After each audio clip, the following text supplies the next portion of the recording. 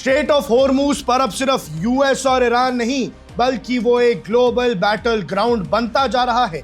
एक तरफ Iranian IRGC commandos की ड्रामेटिक बोर्डिंग फुटेज है तो दूसरी तरफ ग्रीस का इनकार। आज हम बात कर रहे हैं एमएससी एपिमेनोडिस की, एक ऐसा जहाज जो अब एक हाई स्टेक्स डिप्लोमेटिक और मैरीटाइम क्राइसिस का केंद्र बन गया है। इस रिपोर्ट में आप देखेंगे कि क्या यह सिर्फ एक नेविगेशन वायलेशन था या फिर एक सोचा समझा जियोपॉलिटिकल मूव।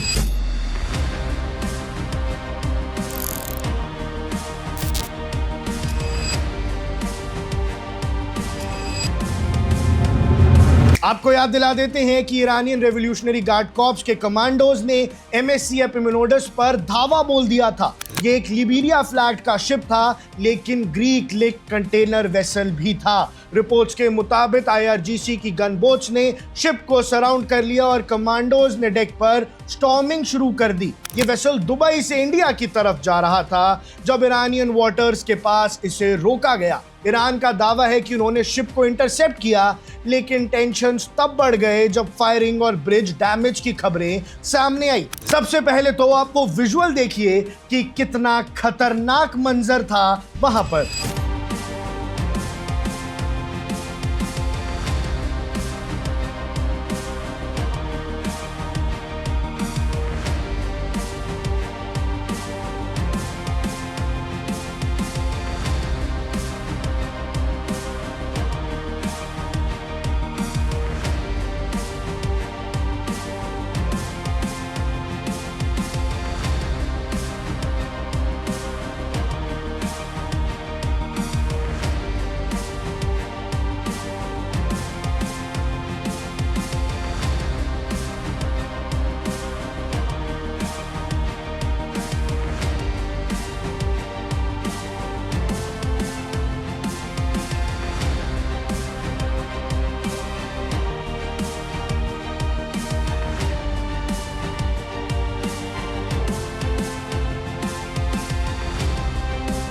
अब दर्शकों, यहां दो अलग कहानियां सामने आ रही हैं।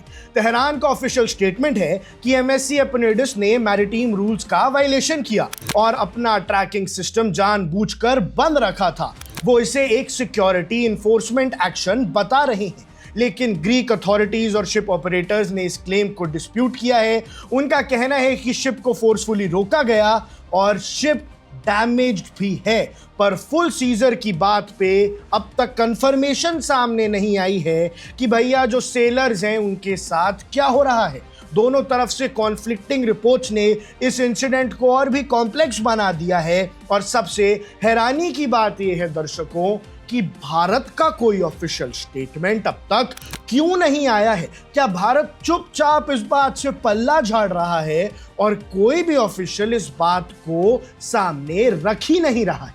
ये इंसिडेंट कोई आइसोलेटेड इवेंट नहीं है। ये तब हो रहा है जब यूएस और ईरान के बीच अब लड़ाई दोबारा शुरू होने वाली है। सीज फायर खत्म हो चुका है, एक बहुत ही नाजुक मोड पे खड़ा है और स्ट्रेट ऑफ हॉर्मूज दुनिया का सबसे क्रिटिकल ऑयल चोक पॉइंट है। यहां से गुजरने वाले शिप्स ग्लोबल एनर्जी सिक्योरिटी से जुड़े हैं और ईरान का ये बोल्ड शो ऑफ फोर्स सिर्फ एक शिप तक लिमिटेड नहीं है, ये पूरे इंटरनेशनल कम्युनिटी के लिए एक मैसेज है। भारत की तरफ से कोई रिस्पांस ना आना चिंता बढ़ा देता है, क्योंकि भैया अभी 18 और शिप्स हैं जो भारत से यहाँ आने हैं, जिसमें हमारी एनर्जी सप्लाई भी है।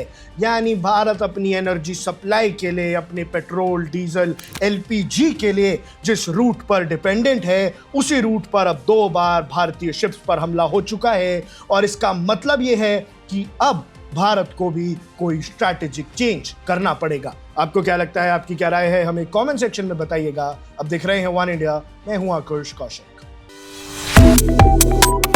Subscribe to One India and never miss an update. Download the One India app now.